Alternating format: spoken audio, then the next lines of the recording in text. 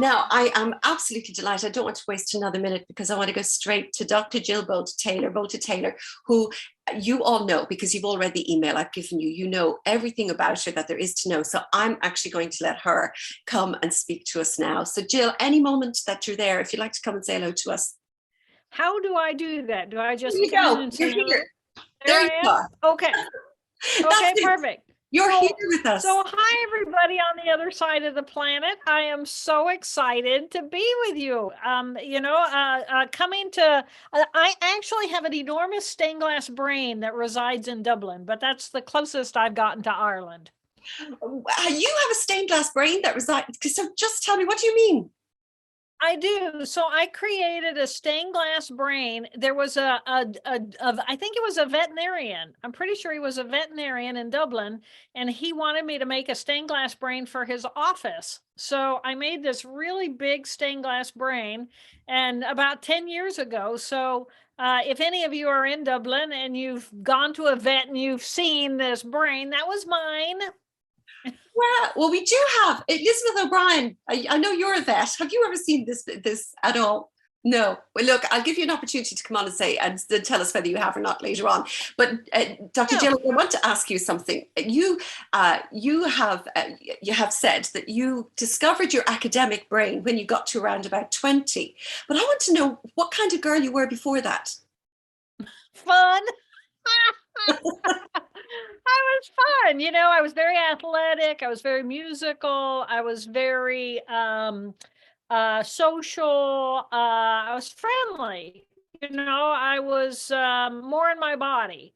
But I spent a lot of time with my music. I was a cello player and I sing and I write songs actually. And very athletic. I was playing a lot of tennis. I was doing a lot of swimming. And I was really happy with that. And then I got to IU, Indiana University, and I absolutely fell in love with the subject of anatomy. And it was finally, my brain wanted to know more details about something. And that's how I began being scholastic. So by the time I had the stroke and I lost the scholastic, it was like I was okay because I was still, I had a really strong right brain. And that you used as well because you brought your guitar with you when you were promoting really your work when you were working with a group of people who were brain injured and you were studying and researching a lot of work.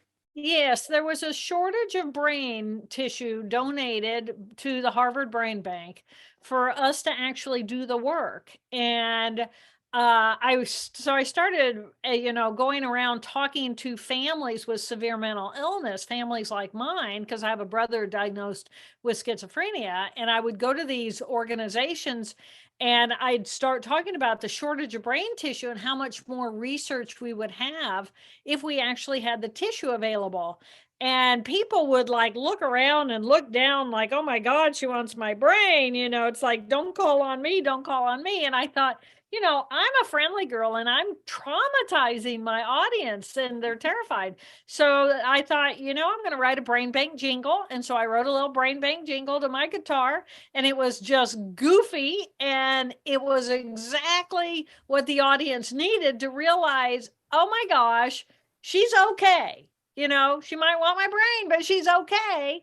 And I don't have to freak out. And I can actually listen and learn about brain donation. And it was, so they called me the singing scientist. And that was my shtick, and it was fun. And donations went up. And I could then I and my other peers could then do the research on the real tissue. And that's what we needed.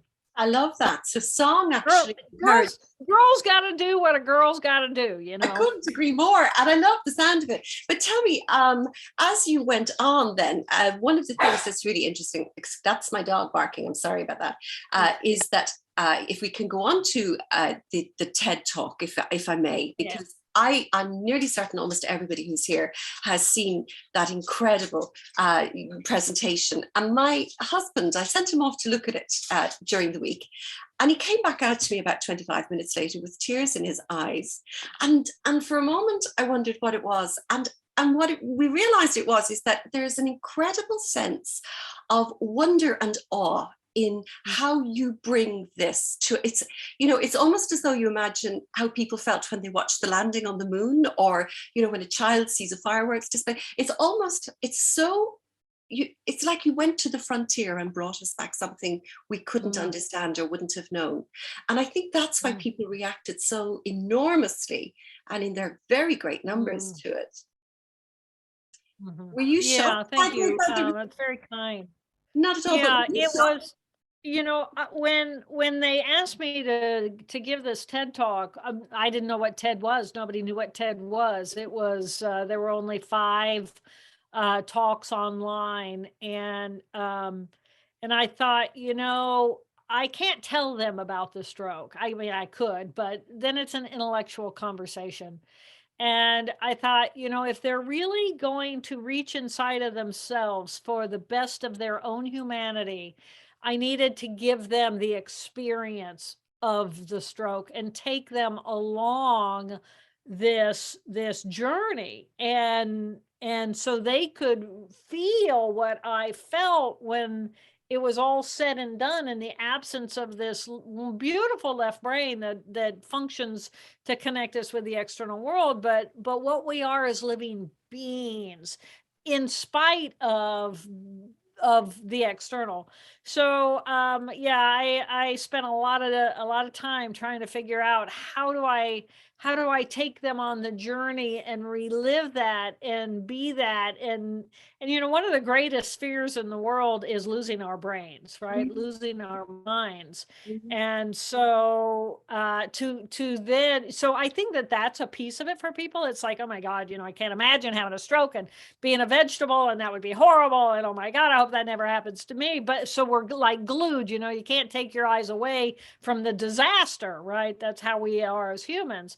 So that, I think that was the power of, we returned together to our connectedness. We returned to our humanity, and then I come back and I have the whole brain. But then what do I do then? Do I just go back to being whom I was before, or do I then live a different life based on what I now know? And I think that posing the questions of which would you choose, which do you choose, and that way I'm realizing, oh my God, this is me.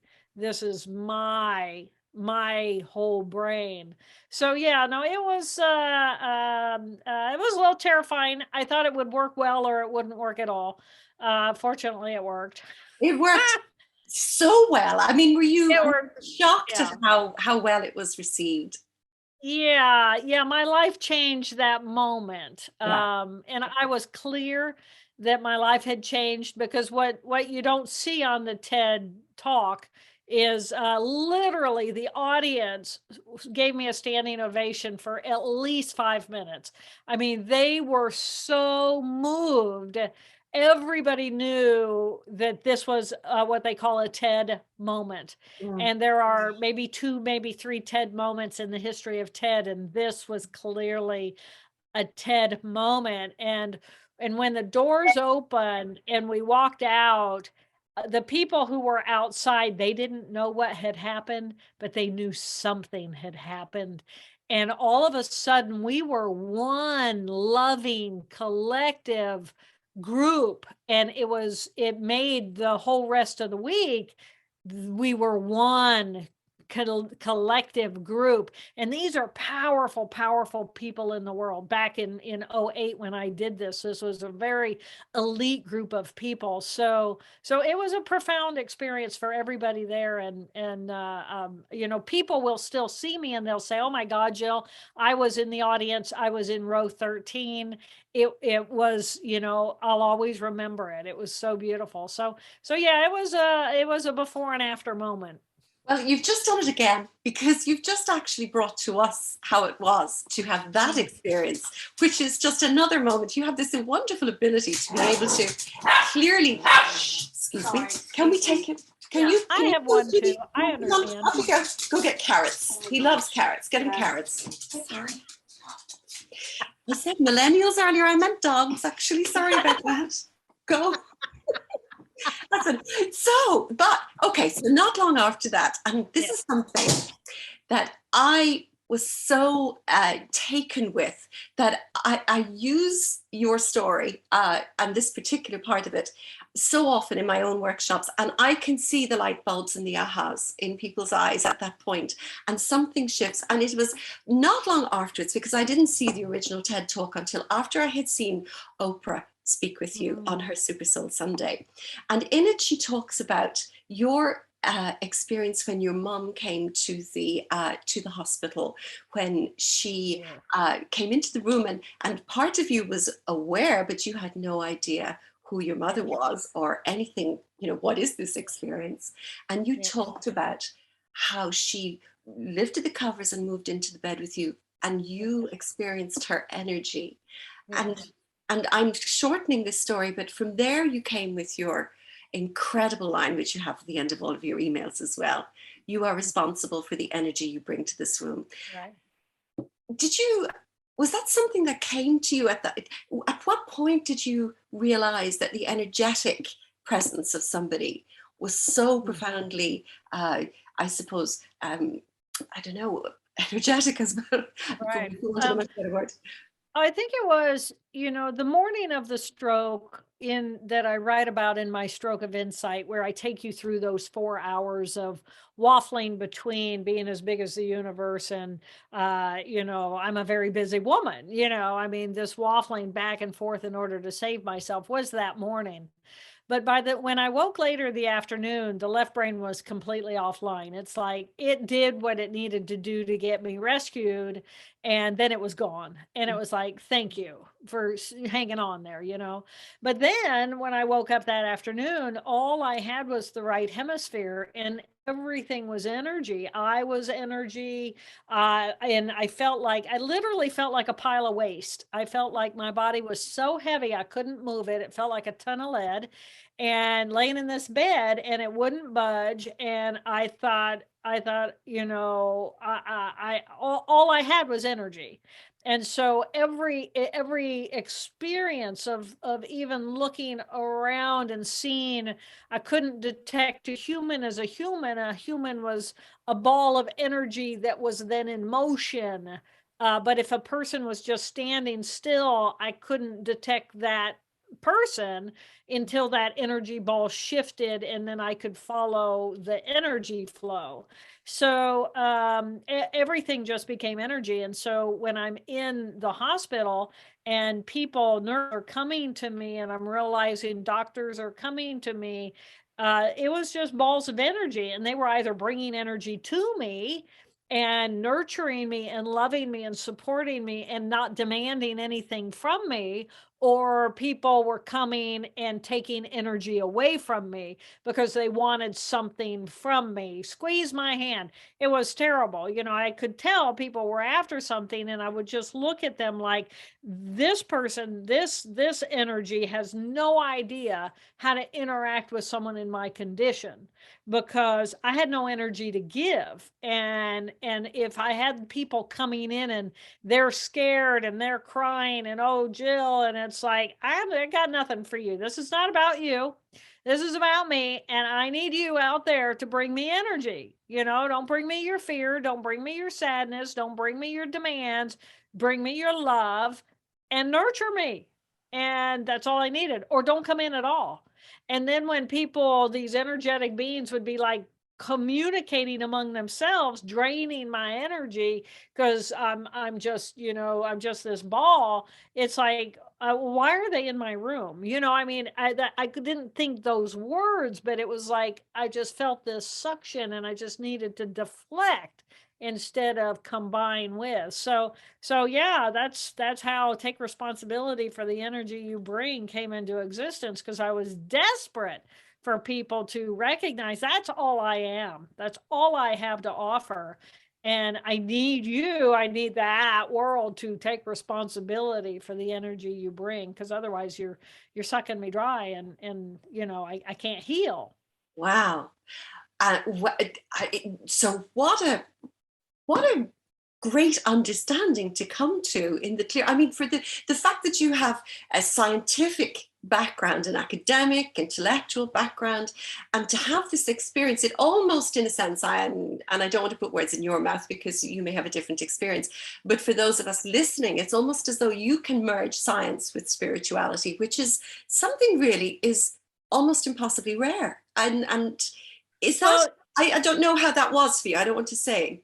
yeah, so I don't use the word spirituality because that is a word that we use, that a population uses to describe that experience. For me, it was just energy. Yes. And so I can use the scientific language of it was just energy, but they don't like even the word energy. Yes. Yes. Because they don't get energy, right? You know, very, very few scientists actually, unless you're talking about mitochondria, energy and consciousness remain taboo subjects, which it's getting a little bit more fluid now, if you will, because, you know, it's time we did talk about these things. But for me, it was just energy, but you know, every ability we have because we have brain cells that perform that function. Mhm. So if we human beings are capable of having whatever you call it, a spiritual experience, then it's because we have brain cells that are designed to have that spiritual experience. So regardless of what you call it, or regardless of how your left brain says, no, we don't understand that, that's woo woo, it's like, well, call it whatever you want, but you need to look at it because it's a part of what we are as biological creatures. And you can't simply say, well, it doesn't exist simply because it makes you nervous, that we can't measure it or talk about it through you using tools like the scientific method, which by definition is a method, which by definition is how the left brain functions. And the left brain functions linearly, and there's absolutely nothing linear about the way the right brain looks at a three-dimensional life force energy of cells and says, you know, that's a linear structure that we can then define with method. You simply can't do it. So you know, this story and many other stories, I'm just one of many, but it is bridging this gap between science and spirituality because they're both inside of the same brain. Mhm. And at some point, and I think we're almost there, it's really hard for the really linear thinking left brain scientists to argue the existence of this. Even if they can't measure it, they know that there's something going on there, and they may or may not even be comfortable with quantum mechanics and quantum physics, which is a little bit more information at a scientific level about what's going on. But that's physics, that's not biology. And physics and biology, you know, in my mind, how do you take the physics, the energy, away from the biology, which is the form? You can't. I mean, otherwise we wouldn't be real. We'd be robots, right? I mean, hello. So at some point, and I think we're getting closer and closer, and this story has certainly forced some people down a pathway that they're uncomfortable with, which is fine with me. Well, even in the way that you brought the guitar to bridge, Exactly. yeah, you've actually brought your wonderful sort of incredible view of almost a near-death experience or a bird's eye view of something that others had not been able to do. And actually that kind of leads you to the next stage of your life, which is where you began to work on, I'm making great leaps, so please bring us back if we must. You began to work on the whole brain living. And in that, you talk about really the four characters of the brain. Now, I'm making a great leap here because, but a lot of what you have done has brought you to that point so that you could begin to bring it to all of us, something that we kind of left to you guys. So right before the TED Talk, I had written My Stroke of Insight, the book. But my intention was that if anybody ever experienced any of these symptoms, that they would realize this is a stroke, this is an emergency, call sooner rather than later. Right. So that was my only goal, was to help people recognize these are the symptoms that I experienced of stroke. And then it just so happened that I was a brain scientist at Harvard who had this experience. So I'm looking at it through the eyes of a scientist, which to a lot of people was very interesting. And then it's like, well, if I'm going to write all that, I might as well write, well, what did I do in order to recover? Or what was the experience of recovering left brain skill sets through the use of my right hemisphere? And then the last 5 chapters are kind of like I got to take liberty of, well, what does it mean to me and what do I think I learned? So I give that to the world, but it was a miss because even with the TED Talk, people approached me. I instantaneously became famous around the world. I was stopped on the streets of Paris. I was stopped in Antarctica. I was stopped on an escalator in Hong Kong. I mean, all of a sudden, Joe Bolte Taylor's famous. And people treated me with this real beautiful, loving level of reverence. And I thought, the TED Talk was a failure because I didn't want people to revere me. I wanted people to revere themselves and one another.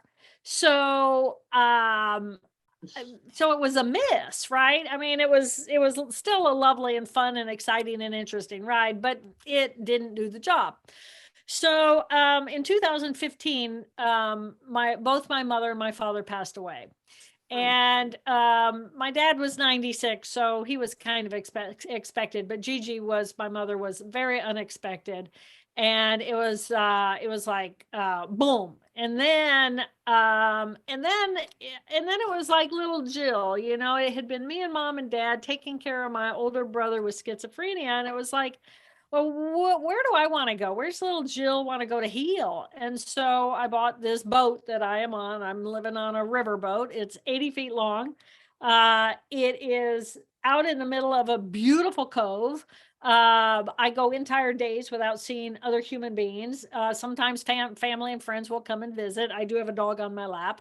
But this is, my family here are the family of the great blue herons. I have a family of beaver. I have hummingbirds. I have turtles. I have snakes. I have, I got creatures. I live in nature. I live with God. Oh, I love it. And I'm here living with God, and I'm thinking to myself, and I would periodically go and give these presentations, these keynotes. And I was actually giving a keynote, and I said to an audience, I love talking to people about the brain these days. People love to hear about the brain. This is not how it was back in the 90s. People would look down, look around. Oh my God, she wants my brain. And so it's like, I love that people even know the language. They know about the amygdala and the hippocampus and the anterior cingulate gyrus. And it's so exciting for me. And I said, and I paused and I said, but there's 2 amygdala and 2 hippocampi. And there was literally an audible gasp in the room, like 2 amygdala. Like everybody knows we have an amygdala. Everybody talks about the amygdala, but we have 2 amygdala. We have 2. This is a brain. It goes like this. We have an amygdala here and amygdala here, a hippocampus here and here. We have 2 hemispheres that are completely bilaterally bilateral, 2 of everything. And when I heard that audible gasp, I realized that's the key. If people understood we have 2 emotional systems, 2 amygdala, 2 hippocampi, 2 anterior cingulate gyri, 2, 1 in each hemisphere, and then we have 2 thinking brains, which everybody pretty much gets. We have a left hemisphere and a right hemisphere. But if people knew we had 2 emotion and 2 thinking, and that each of these groups of cells were unique in what they did, and in the personality and character profiles they emanated as, then they can better understand their brain. And I thought that's a key. So so I ended up writing the new book, Whole Brain Living. And I don't even have a copy here to show you. Sorry. But Whole Brain Living. Whole Brain Living, the anatomy of choice, and the 4 characters that drive our life. And this will change everything about you. Because what it means is that the right hemisphere, 2 different fundamental differences between the 2 hemispheres. The right hemisphere, it's right here, right now, period. It has no past, it has no future, and it has no me, ego, individual inside of it. So to the right hemisphere, I am as big as the universe. When I lost my left hemisphere, I lost me, Jill Bolte Taylor. I lost all of her relationships, all of her book education. I lost I lost Jill Bolte Taylor. I lost my pain from the past and the future, and I lost all my thinking rational brain. It was gone. So in the absence of that, though, I wasn't unconscious. I had my right hemisphere, and I had the emotional experience of the present moment, but it's all right here, right now. It's not based on the past. It's based on the experience and all of its richness right here, right now. And then there was that thinking cortex about that clarity of knowing.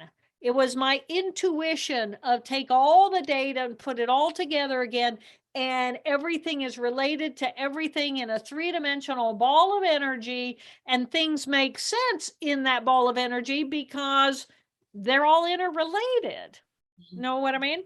So the left hemisphere then has me, language. It has me, the individual. It also has a group of cells back here that define the boundaries of this is where I begin and where I end. To my right hemisphere, I don't have that boundary. So if this is not where I begin and end, where do I begin and end? I'm energy. I'm big as the universe. And my atoms and molecules over here are joined in with the atoms and molecules no matter where you are in the universe, because we're all interrelated at an energetic level. So we truly are one human family in relationship to planet Earth. So then if we look at it very specifically and we say, okay, there's 4 characters, 2 emotional characters and 2 thinking characters. Well, what are they? Character 1 and 2, I label as left hemisphere. Character 1 is the left thinking tissue of our brain. This is the rational. It likes to organize. It likes to categorize. It's all about me in relationship to the external world. Well, this part of me cares that my stapler is where my stapler belongs because it's going to use it. So it defines what is right, what is wrong, what is good, what is bad, as I relate me to the societal norm so that I can fit myself inside of the societal norm, and I can climb the societal ladder, which is hierarchical because the left brain thinks linearly. So hierarchy is linear. There's a top, there's a bottom, there's a better, there's a worse, there's more, there's less to the left brain. So my character 1, I give her a name. She goes to work. She gets the job done. She likes to do the to-do list. I call her Helen. It's short for Hell on Wheels. She gets it done. She's busy, right? She puts glasses on my face. She'll usually puts earrings in, but we couldn't find them. So she wasn't in charge today. So, but normally, she's going to clean me up and get me ready to talk to people. So have you named your characters? No, I've only just come around to it because I was actually talking about it last night. What will I call my characters? Helen Wilson is great. Helen is good. My sister's middle name is Helen, and I think she might choose that one herself. But what you're actually saying is fascinating. You've chosen, say, to be where you are on your beautiful boat on the gorgeous river, to be in touch with the animals around you and the birds, and to be with God. It's a choice that you make, and you come back to that word choice often. Because what you're actually telling us is that we are in control and we get to choose which of those 4 characters that we get to have in charge at any given time. At any moment in time. That's fascinating. Yeah. So I have stepped out of my right brain dominant, which we'll talk about, and I have come into my character 1 in order to be here with you. Even though it's a glorious sunshiny day. Well, I spend all the rest of my time out here. So why not do a little bit of work while I'm here? Right. And so, but I still have to have that left hemisphere character 1, Helen, on board, because she's got to make sure the internet's connected. She needs to make sure I'm charged. She needs to make sure I get myself and my time difference between me and you and me and whatever. I have to remember to feed the dog, so I have to have a character 1. We all have all 4 of these characters. Yes. The question is, how much time do we spend in them? And are we conscious about when we are in them, right? So let's go to character 2. Yes. Character 2 is all about me, Jill Bolte Taylor also, but it's about all of my emotion. Mm-hmm. And it's from my past and it's from my future.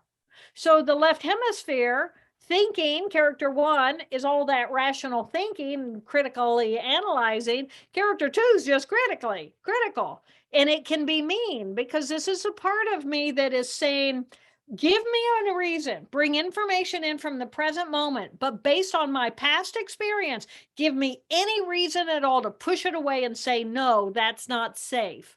And I push away and I say, no, that's not safe, when things don't feel familiar. What do you call this character? Say again? What's your name for that character? My name for my little character 2, I call her Abby. Abby is short for abandoned.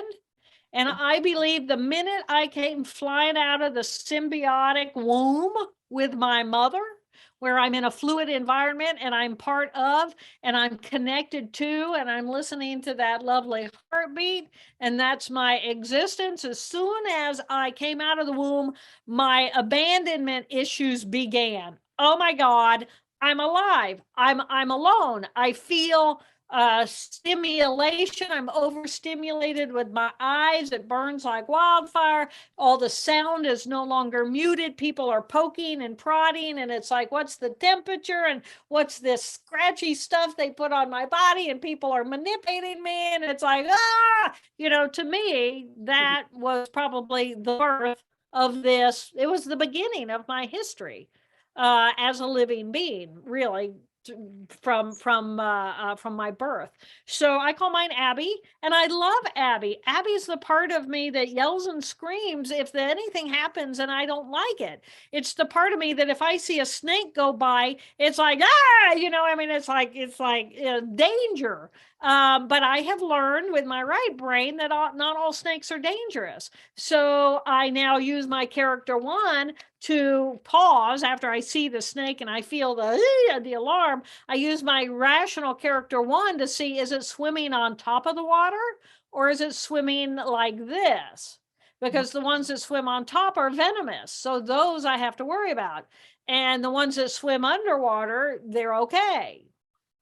But I got to get past the freak out, right, to get to any analysis whatsoever.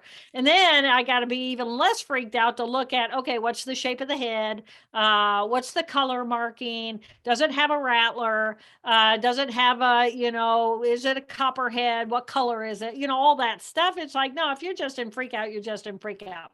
Okay. Anyway, so character 1, Helen, rational thinking, goes to work, gets it done.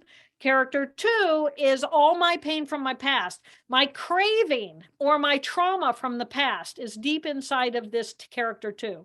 So when I'm hooked into my trauma, let's say when I was a little girl, I was 5 years old, I was learning to ride a bicycle, and a little dog was snipping at my heels trying to bite me. And I was off balance and I was scared, and I was just like, and it was like, no, and the dog's going to bite me. And so now for the last 60 years, every time I see a dog like that, it scares me because of this trauma that I had when I was young. So so my left brain is recording that trauma. So whenever we're doing our historical work as humans, with a psychologist, with a counselor, with a therapist, with whatever, we're talking about our little character 2. And pain, this is about pain, and pain is important because pain, whatever that alarm, alert, the pain says we need cognitively to bring some attention in order to heal this wound. So whether it's an emotional pain or whatever the trauma, physical trauma, that's the little character 2. Okay. Nice. Okay.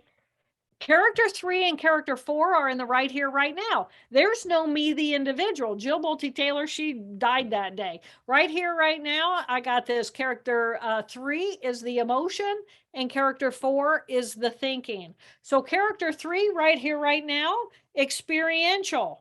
How do I feel? How do I feel about the present moment? Well, the present moment to me is perfect moment, right? Perfect moment. All of our attention in the present moment. It's not about, oh God, I wish so-and-so were here, because I'm not in the external world. I'm all internal. It's like this explosion of experience. What do the clothing feel like on my body? How much humidity is there in the air? Am I sweating?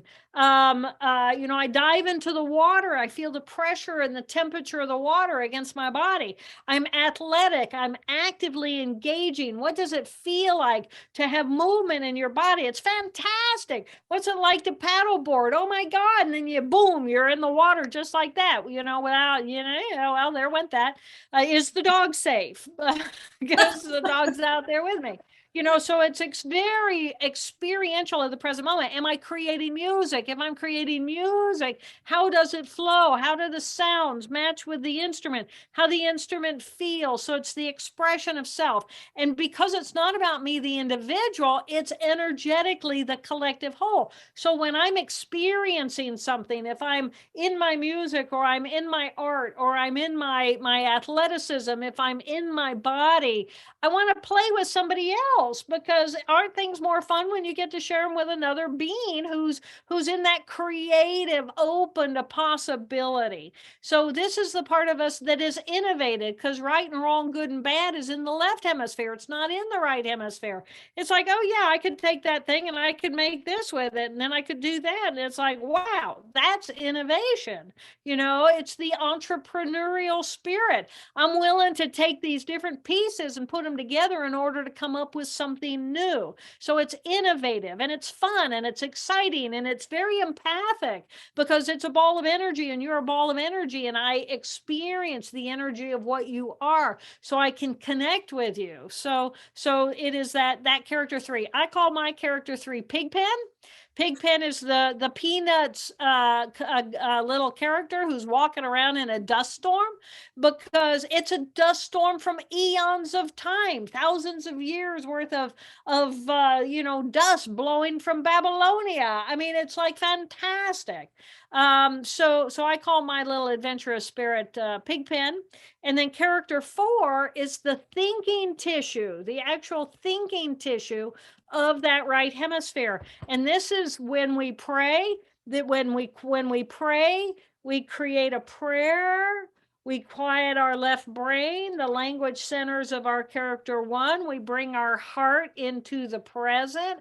So we open the circuitry of our character 3, and we find this peacefulness, which is that character 4 thinking tissue. So when we create a mantra, if we pray with mantra, we repeat over and over, and that preoccupies the language center of the left brain, so we can open and feel open and expansive and connected more energetically to that which is beyond just me, the individual, as my left hemisphere. So this is what we pray to. This is what we meditate to feel that peaceful euphoria, that feeling of connected to something greater than. So I call mine Queen, Toad Queen, because she's as big as the universe, and Toad because I spent half my life on a lily pad named Brainwaves. Gosh, Jill, that is just awesome. And what you're actually saying, what you are saying is that at any point we can choose which one of those. I mean, how incredible all available is that? Tell me though something. Who chooses the character if all of those are sort of, I say separate, but they're not. But what is the I that chooses the character? They all do. The I is the collective whole. Collective whole. So the power is one thing to know your 4 characters. I know my 4 characters very well. In Whole Brain Living, each chapter focuses on a specific character. It asks you, when does this character come out? What clothing does this character like to wear?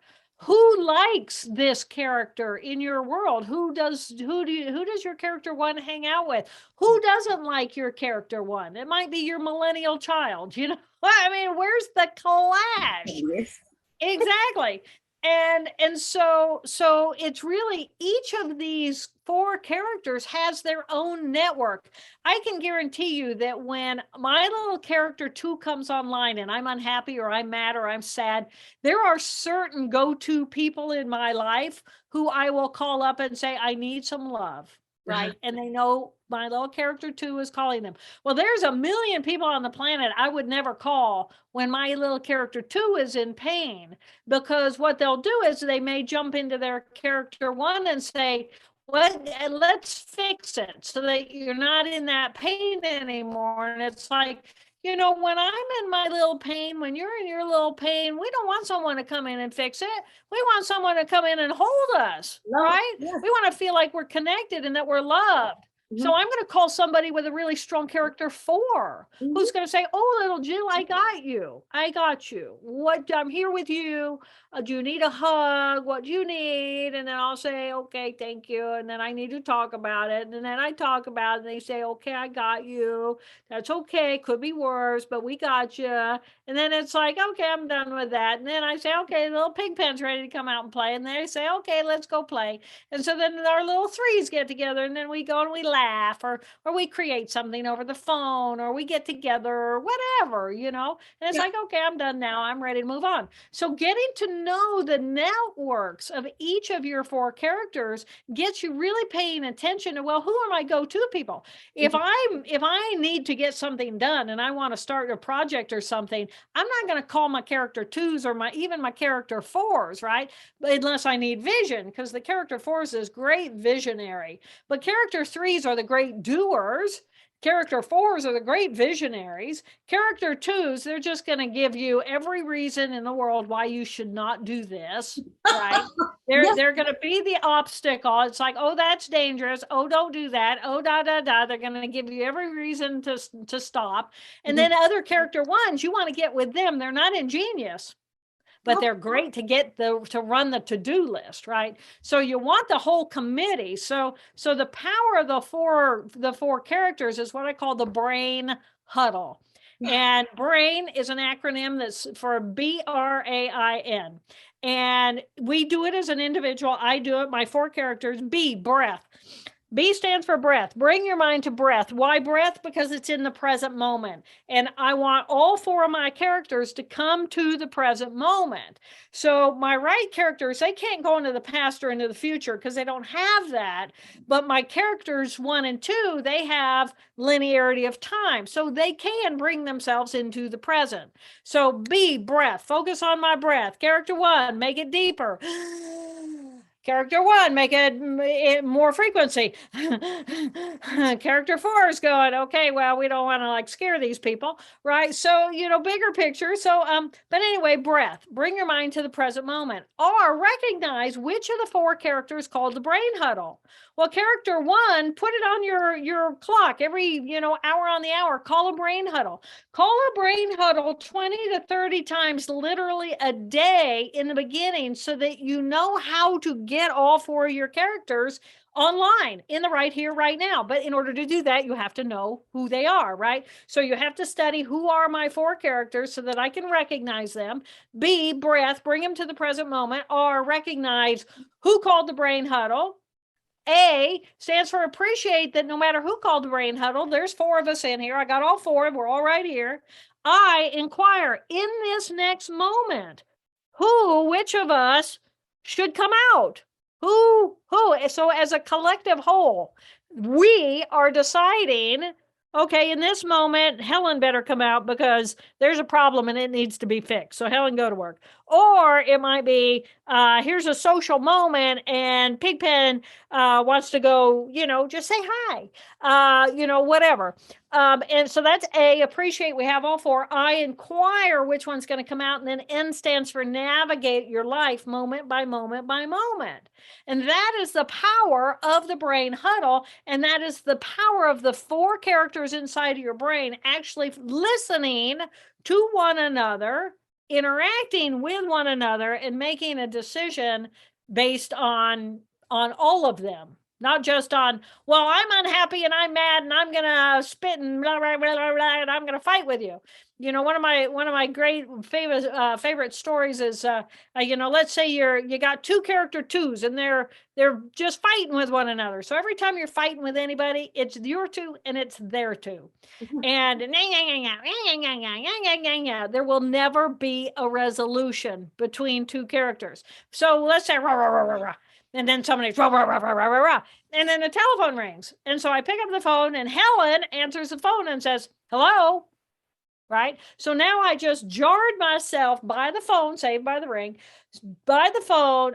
Helen comes out. Yeah. Okay. Yeah. And then I put down the phone. And then what do? I can do multiple things. What do? Do I allow myself to stay saved by the bell and say, I'm done with the fight. I'll see you for dinner. Right. And then by dinner, we're okay again. But I get myself out. Or is my character 2 going to come back in because it is not done with the argument? It depends on who you're with. It depends on who the other character is, doesn't it? Or does it? Well, it doesn't have to. It doesn't. But you're right. It's the dance we do, you know? Yeah. It's the dance we do. And you and I were talking before we got on with everybody about our millennial children. Well, the millennial brain was brought up in technology, and so they are actually more right brain dominant. The boomer brain is more left brain dominant. And so the millennials and the boomers are biologically an evolutionary shift away from one another as technology has come into existence over the last 100 years. I actually have it might be the last chapter in the book on the last 100 years and how technology has influenced the human brain. God, Jill, I absolutely love you. I can feel my brain coming together like a Rubik cube falling into place. I love that. Because as you were speaking, my character 1 was going, I love her. Listen to her. She's fabulous. She's got it. You're describing what we need to know, because this is so, I mean, really, it's so empowering. And I know in your book, you lay it out very clearly. This is what we love about you. It's that you speak in a very engaging, it's not overly complex in any way. And I can't help thinking that, you, in a sense, I know that, whatever, again, I don't want to put words in your mouth. When you had your stroke and experienced it in the way that you did, can it possibly be that it was something you were, that you were meant to have so that you could move forward with this work? Is that a very... who knows? I mean, my right brain, my character 4 is going, well, of course. My character 1 is going, and my character 2 is going, that's so whoa. And my character 3 is going, it really doesn't matter. Okay. What really matters is that, just the wild chance that, a brain scientist at Harvard. Now, if I had not been a brain scientist at Harvard and I had this stroke, nobody would have cared. No. Yeah. Right. Sure. And I grew up to study the brain, and I got to Harvard on that journey because of my relationship with my brother, who was diagnosed with schizophrenia. Mm-hmm. So, I don't know. There's all kinds of people who have a better understanding or think they have a better understanding about what happens beyond here. Mm-hmm. All I can say is I am a neuroanatomist. Mm-hmm. I love the cells of the brain. And from the moment of being alive, I have a story to tell. Past that, it's like, I don't know, but one exciting day, I will have those answers too. I love it. Does anybody, I know that some of you have questions, and if you've got some time, it would be lovely if you could take some questions. If you unmute yourself when you've asked your question or received your answer and you're happy, just mute yourself again, if that's okay. I know, Gail, if you're you mentioned to me earlier that you have, and Elizabeth, I'll come to you afterwards. Elizabeth Young, I'll come to you afterwards. Gail, are you there? Yes, I'm here, Trina. Hi. My question is about, you talk about people being left-handed and right-handed. And they always say that left-handed people are operating more from the right brain and vice versa. How does that fit with what you've been telling us? Do we really all just have exactly the same ability to access whichever side of the brain we want, but we have a predisposition to one side or the other? So first of all, right-handed people, so the motor system crosses over. Yes. However, brain dominance is based on not hand dominance. They're not related. Okay. So it's not like right-handed is left brain, left-handed is right brain. It's not like that. It's like language in people who read from left to right. Language comes in from out here, goes to the temporal portion of the eye, crosses over to the left brain. Okay, so it's more based on how we read. If we read from left to right, then language will be more in the right hemisphere. And if we read like this, we're more bilateral. So, but if you're a person who reads from left to right, your language is now. How does right-handedness come in? So for most of the majority of people, it's a direct correlation between these cells in the left brain and the right hand, because that's normal. For people who are left-handed, they're still left brain dominant for language. But in order to get there, those fibers, the motor goes from the left into the right hemisphere and then runs across the corpus callosum into the left hemisphere. Okay. Now, there are significant differences in how left-handed people and right-handed people organize information, because the left-handed people go into the right hemisphere and then cross over. So they're often better at bigger picture thinking. And when you have thinking isn't just detail about the left brain, it's the bigger picture image of the right hemisphere. And so people say, why is it left-handed people are so smart? Well, they're so smart because they're getting both the bird's eye view and the prairie dog view, right? They're getting both pictures together. Okay. Help? Thank you. Yes, very, very interesting. Thank you. Isn't it? Yeah. Says a lot for ambidextrous people too, doesn't it? Really, it is. It's and you know, that's why it's really important. I think that as we get older, we become more ambidextrous. Absolutely, brush your teeth with your non-dominant hand. Do things. Cook more with your. You know, be careful with knives. But do more and more with that opposite hemisphere, because if you end up having a stroke, then you've got another hemisphere to kind of soften the blow, if you will. If you're just completely dependent on one hemisphere to do things and then you lose those cells, then it's really problematic. Oh my goodness, thank you for that. Elizabeth Young, I think you had your hand up there. You wanted to say something? I did indeed, yes. Dr. Jill, it's a pleasure to meet you. I was wondering, as we get older and our memory fades, and a lot of people suffer from Alzheimer's, and the only way they can discover that is in autopsy, when they discover plaque in the brain. Is there any way we can, or can we do anything to help avoid that? Absolutely. So thank you. That's a great question. There's multiple kinds of dementia, right? Alzheimer is a form of dementia with the plaques and the tangles. Dementia overall is cells, healthy neurons, not communicating with one another. For some reason, there's a block between cells getting the information to one another, so we just don't remember as much because the cells themselves are not as robustly connected with one another. if Alzheimer's itself, because of the plaques and the tangles, they act. So what those are is, let's say I'm a neuron and you're a neuron and Trina's a neuron, and in order for me to communicate with you, I communicate with you through her. Okay. And Okay. let's say she ends up for some reason in the Alzheimer brain. Sorry, Trina, but you're the sacrifice. You're the one being sacrificed. What happens is that neurons have shape, right? Cells have shape. So they have these little microtubules that hold their shape.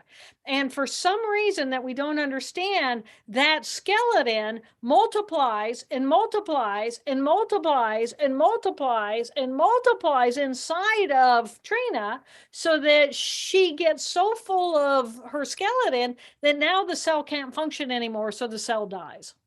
So the cell dies, and the microglia, which go in and clean up the mess, they go in and they clean up all the soft tissue.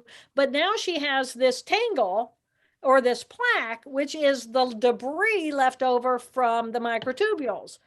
And that doesn't get digested away. So now you and I can't communicate with one another, because now we got this big wad of these microtubules in the way, or a plaque and tangle.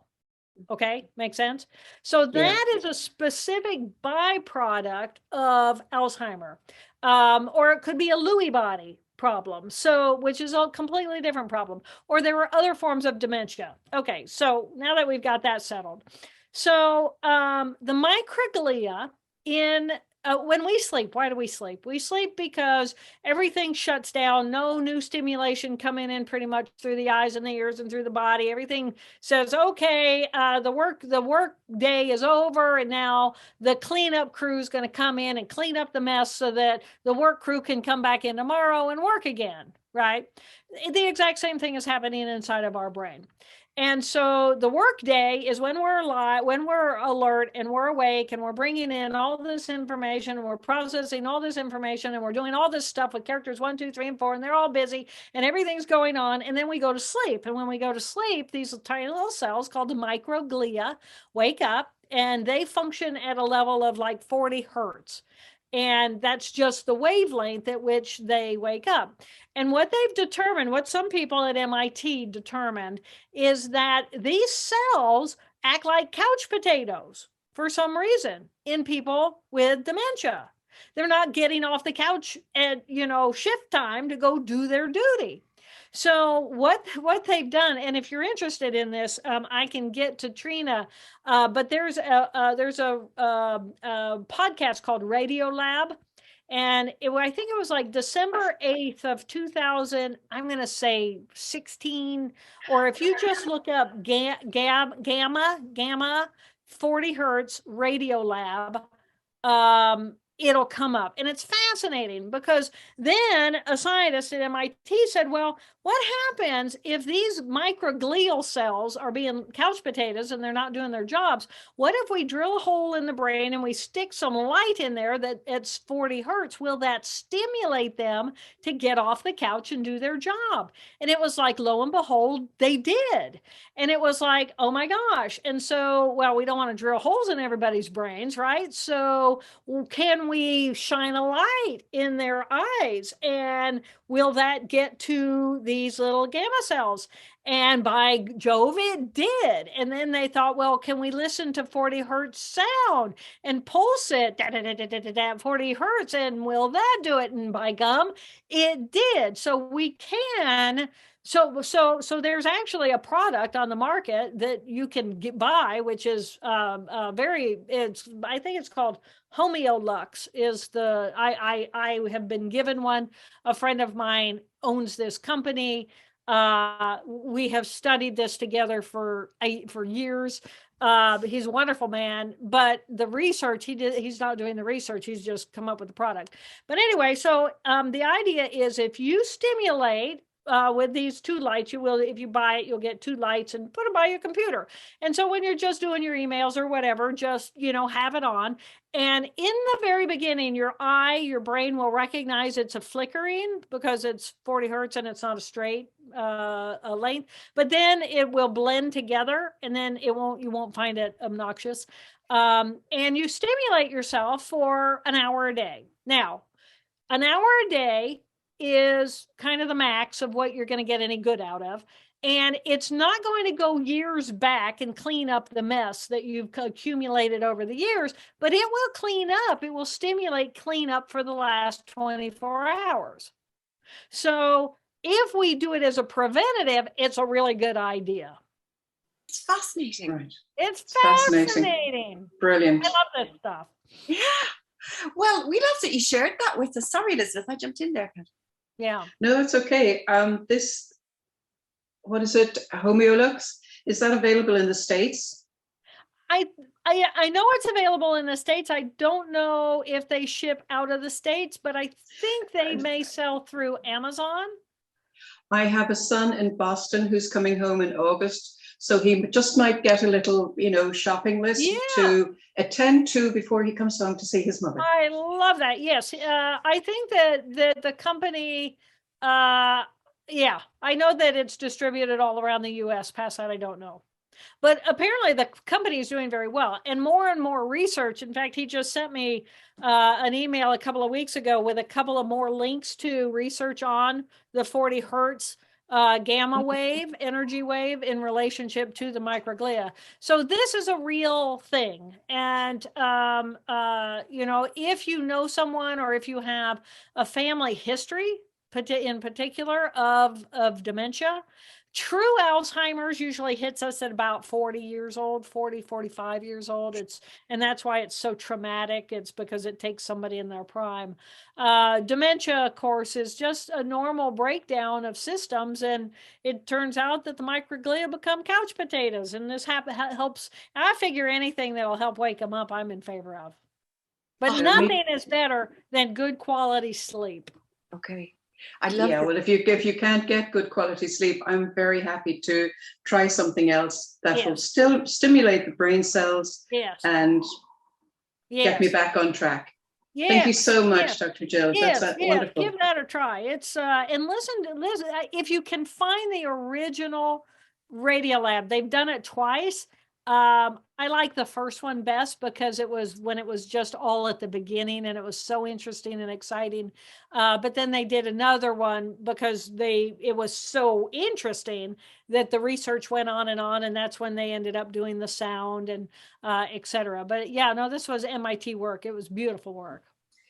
That is amazing. And you've at this age group, those of us who are here, Jenny's midlife and a little beyond, and it is something that we all struggle with, which is a good quality sleep. So that is a huge gift that you've just given us. Yes. I can see the faces of ladies that are going, this I really want to follow up on. So thank you from the bottom of our hearts for bringing this. It's real hope. And if you get one, just trust it's doing its job, because am I going to notice it? Well, if it's only helping me really clean up the last 24 hours.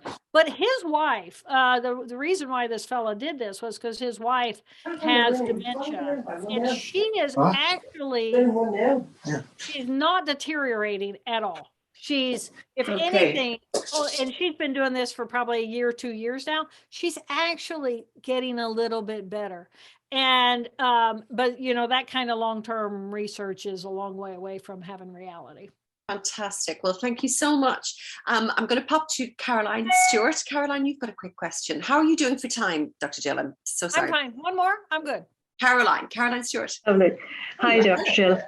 I have managed to train my brain for the last 30 years that it's okay to open a bottle of wine at 6 o'clock in the evening.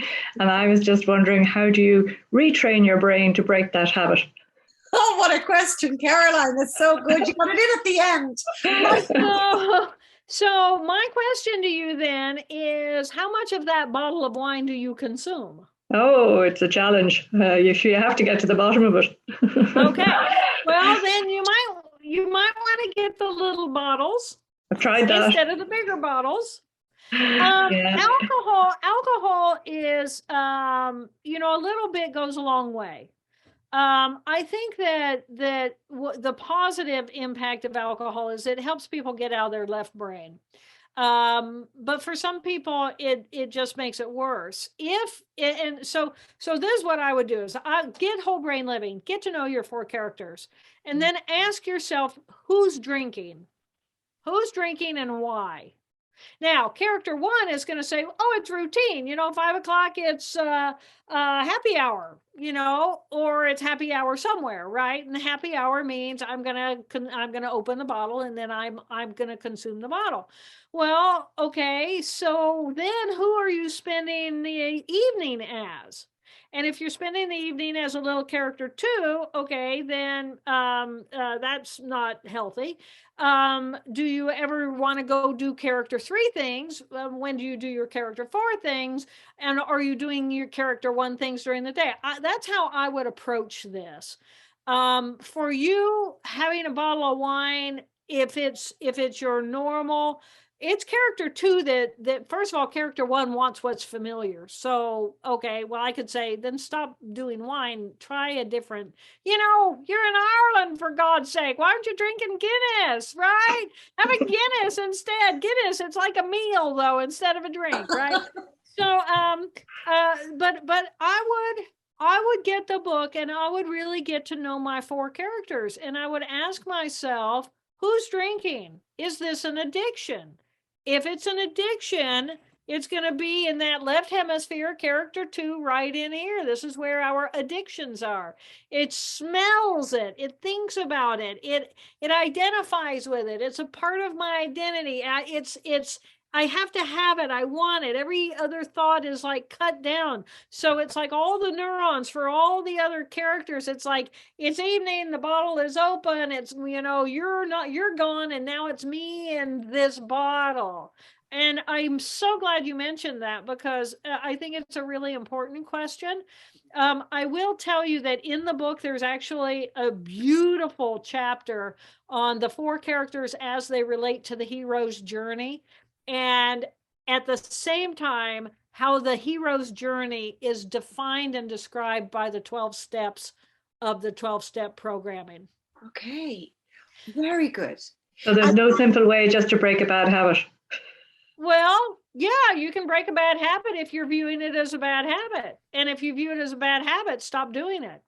21 days, the habit, the physicality of the integration of the habit inside of you is over. You want to go clean for 3 weeks, then it's like, well, if I dream about it or I want it, it's not like I'm having any physiological response to it. And the actual removal of the addiction to the alcohol is within 7 to 9 days. It's totally flushed out of your blood.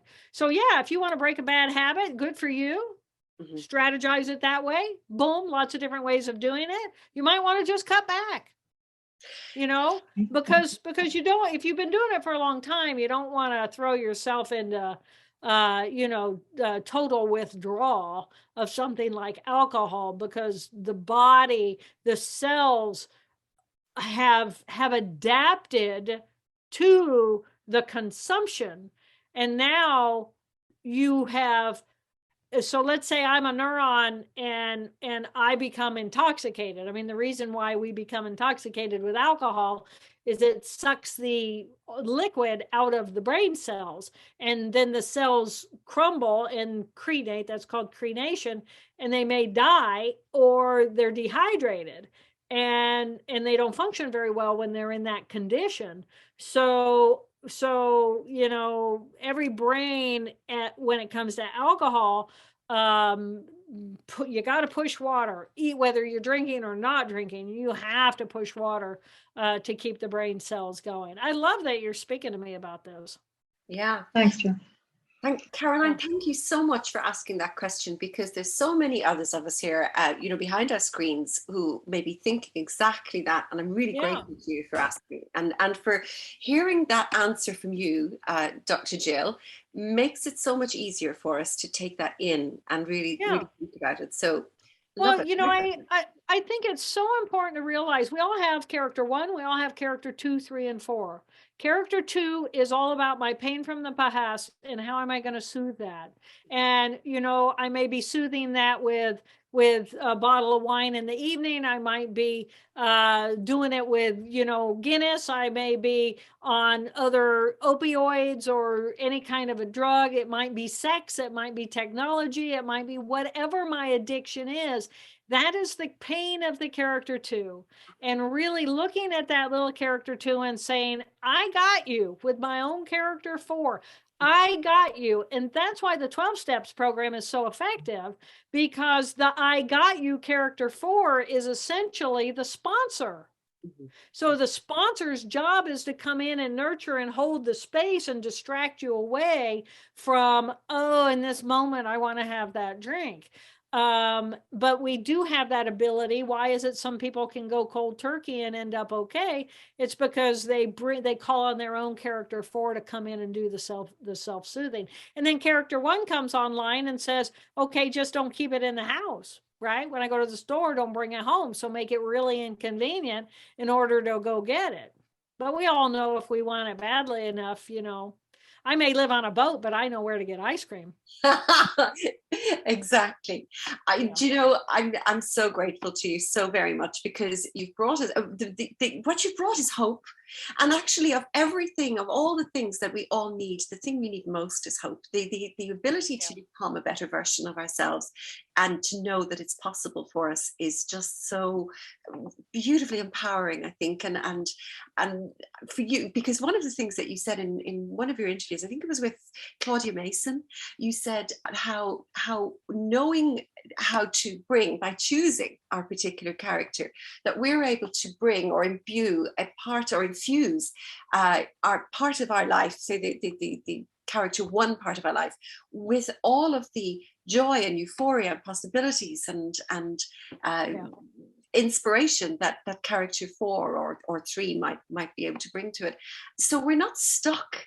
We're not stuck in any one character, and that choice, that freedom of choice, is a great gift. It's an emancipation for most of us, and I'm so grateful to you for that. Yeah, good. Well, you know, and I think it's true that, you know, as we look at our relationships, you know, who brings out your 1? Who brings out your 2 and your 3 and your 4? And if we end up in intimate relationships with people who really just bring out our 2 because of their negative judgment or because they're in their 2, how can I figure out how to manage, at least myself, in relationship to that person? And we are allowed to create healthy boundaries. We are allowed to be healthy people. And you know, we can still do that in kindness, and still I'm going to be healthy. And this is the relationship I have with my brother with schizophrenia. I'm going to be healthy. And if he wants to come and tit for tat with me, it's like, I'm simply not available for that relationship anymore. I did when I was a little girl, but I don't want to do that anymore. It's not a part of who I am. So I let him know this is no longer our relationship. If you want to have a relationship, I expect these are the healthy boundaries. And if he cannot oblige by them, then I simply say, go through our other brother. You need to get to me, you go to my assistant. I don't have to have a direct relationship with your abusive self. Wonderful. And that brings us right back to the very beginning, and the reason why I contacted you in the first place, and you kindly took us up on our invitation, and that is that we are responsible for the energy that we bring to the room, and we're responsible for the energy we allow within our room. And that those are the boundaries you're talking about. Exactly. Dr. Jill, thank you so much. There are You're more so questions. welcome. There are more comments. There's lots of thank yous. I can only tell you how everybody is saying how much they've loved hearing you speak, and what a really incredible gift it is to all of us that you came here this evening. So I'm happy to. And when I come to Ireland, we're having a big party. Yes, 100%, and there'll be Guinness, lots of it, and there will be Guinness. But in the meantime, we're all going to go order your book. We're going to get Elizabeth's son to organize a crater load of a great big load of those what it is you're ordering, and we're all going to be very much improved people when you see us next. Well, you're all looking it pretty good to me. So I'm glad. Thank you. Thank you for Thank you inviting so me. much. Yeah, you're the kind of group, you're real people with real lives. And I know the power of what whole brain living can do to influence who you are and how you live your life. So thank you for caring enough to be here. Thank you so much. We really, really appreciate that. That's such a gift to us. You take care. If someday you've got nothing to do at lunchtime and you're in from the river, come and talk to us again, please, because I would love that. I would love that. But seriously, I want to come to Ireland. You know, everybody wants to come to Ireland. we definitely. Yeah. So it's on my bucket list. And I know next year I'm going to go to Sweden.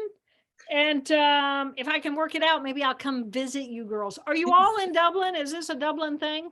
Well, most of us can make it to Dublin in a couple of hours at most, if that. But most of us are in Dublin. Yeah. Okay. Perfect. Okay. Listen. Thank you again. Take very good care of yourself. Bye bye, everybody. Thank you. Bye bye. Bye bye.